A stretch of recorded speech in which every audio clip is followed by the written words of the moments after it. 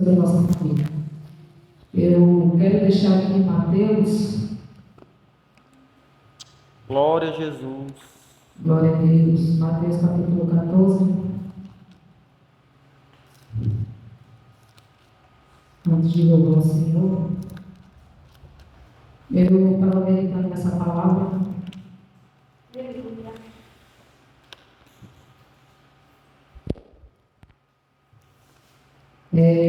A partir do versículo 22, onde fala que Jesus ele andou sobre o mar. E diz assim a palavra do Senhor: logo a seguir, compeliu Jesus os discípulos a embarcar e passar diante dele para o outro lado, enquanto ele despedia as multidões. E despedidas as multidões, subiu ao monte a fim de orar sozinho. Em caindo a tarde, lá estava ele, só. Entretanto, o barco já estava longe, e muitos estádios da terra, açoitado pelas ondas, porque o vento era contrário. Na quarta vigília da noite, foi Jesus ter com eles, andando por sobre o mar. E os discípulos, ao vê-lo andando sobre as águas, ficaram lá aterrados e exclamaram: é um fantasma! E tomados de medo, gritaram. Mas Jesus imediatamente lhe disse: tem bom ânimo, sou eu, não temais. Respondendo-lhe Pedro, disse: se és tu, Senhor, manda-me ir ter contigo por sobre as águas. E ele disse: vem. E Pedro, descendo do barco, andou por sobre as águas e foi ter com Jesus. Reparando, porém, na força do vento, teve medo e, começando a submergir, gritou: salva-me, Senhor. E prontamente Jesus, estendendo a mão, tomou-lhe e disse: homem de pequena fé, por que duvidastes? Subindo ambos para o barco, cessou o vento, e os que estavam no barco o adoraram, dizendo: verdadeiramente és filho de Deus. Glória a Deus. Glória a Deus.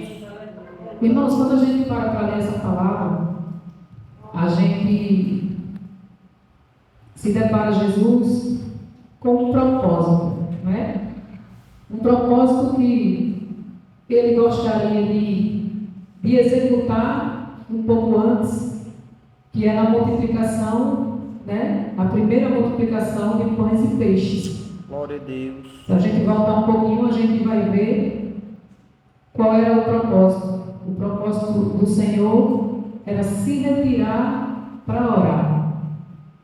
E um pouco antes, a Bíblia vai dizer que ele não pôde exatamente fazer o que ele queria, porque a multidão o seguiu e o acompanhou, né? E aí vem a primeira multiplicação e o Senhor dá toda a assistência àquela multidão e faz um grande milagre juntamente com os seus discípulos. Glória a Deus. E logo mais a gente vai ver Jesus pedindo aos discípulos para que eles adiantassem, enquanto ele, Jesus, ficava só e despedia aquela multidão, porque depois Jesus queria orar. Então, assim o Senhor fez. Mandou que os discípulos pegassem, né, embarcassem para o outro lado, enquanto ele mesmo despedia as multidões. Glória a Deus. E na leitura aqui a gente vai ver que ainda era dia.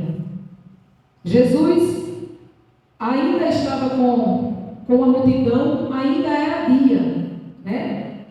E a Bíblia fala que ao entardecer ele estava só, né? E o propósito do Senhor era orar. E a Bíblia vai dizer que nesse mesmo tempo os discípulos já estavam muito distante, né, de onde Jesus estava. E a Bíblia vai dizer que eles estavam sendo açoitados pelas ondas. Aleluia.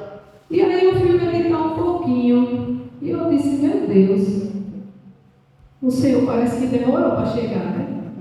Quando a gente vai olhar direitinho, se estava ainda de tarde, ainda estava caindo o pôr do sol. Esse é o entardecer. Se a gente for procurar em outras passagens, a gente vai ver que o entardecer significa praticamente o pôr do sol. Mas a Bíblia vai dizer que Jesus só foi até os discípulos na quarta vigília. E a quarta vigília é o amanhecer. Irmãos, aí a gente fica imaginando: ô Jesus, por que o Senhor demorou? Se aqui a palavra está dizendo que ainda logo nas primeiras horas da noite, pelo texto, entende-se isso, que os discípulos já estavam enfrentando esse mar bravio e a fúria do vento. Mas Jesus, ele só chegou de manhã. Aleluia. Aí a gente fica: meu Deus, é necessário enfrentar mesmo o mar bravio? Irmãos, é necessário enfrentar o mar bravio. Glória Por a quê? Deus. Porque nós precisamos ser experimentados. Aleluia. Né? E Jesus aqui, ele fala para Pedro. Aí você imagina, os discípulos saíram, irmãos, da primeira multiplicação.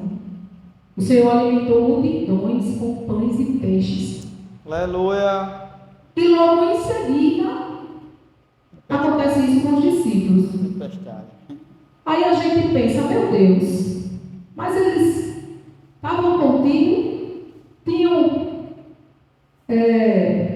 presenciado esse momento tão glorioso, estavam servindo ao povo, né? Eita, que o vento está bravio aqui. E estava servindo ali ao povo, juntamente com o Senhor, mas logo em seguida enfrentaram essa besteirinha. Não é uma besteirinha dessa, porque você ficar praticamente do começo da noite até o amanhecer enfrentando a fúria do vento e a fúria do mar. E não era um navio não, irmãos. Naquela época não tinha, acredito que não tinha navio, né? Eram barcos. Na nossa linguagem, canoas, pode ser assim, né? Como a gente vê aqueles, na Ponta Verde, aqueles barquinhos ali pequenininhos. Não acredito que as estruturas dos barcos deles eram, porque eles eram simples. Eles não tinham estrutura para ter um porte, né? Mas a Bíblia está aqui falando para mim e para você que o Senhor só chegou na quarta vigília. E isso nos dá muitas e muitas lições. A gente vê aqui Pedro afoito. Imagine que no escuro, certamente, ele não estava conseguindo enxergar o Senhor. Por quê? Porque o dia estava amanhecendo. Então, eles viram o Mestre sobre as águas, mas não foram capazes de identificar quem era o Mestre sobre as águas.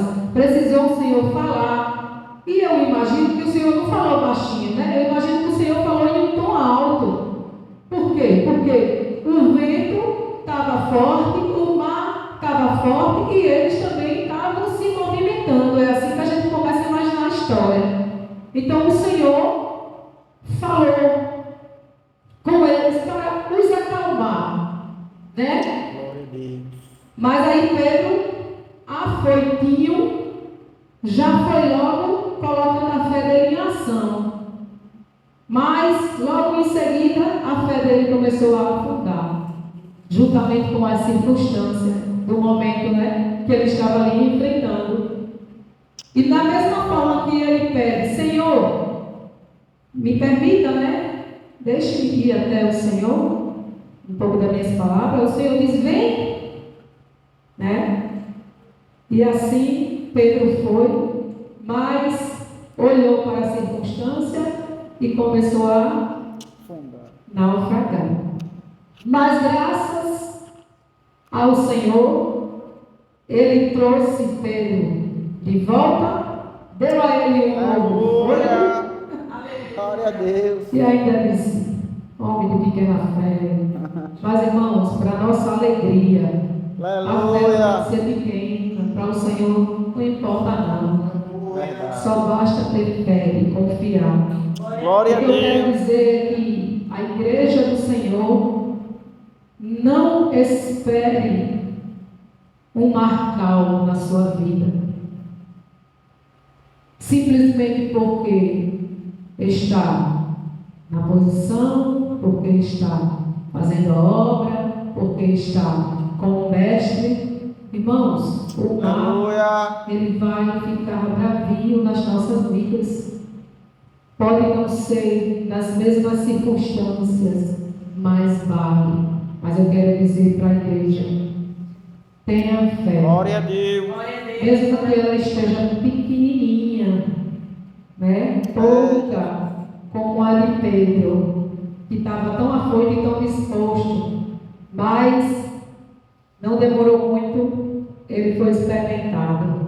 E é assim nas nossas vidas, e eu posso falar por experiência e propriedade dos meus últimos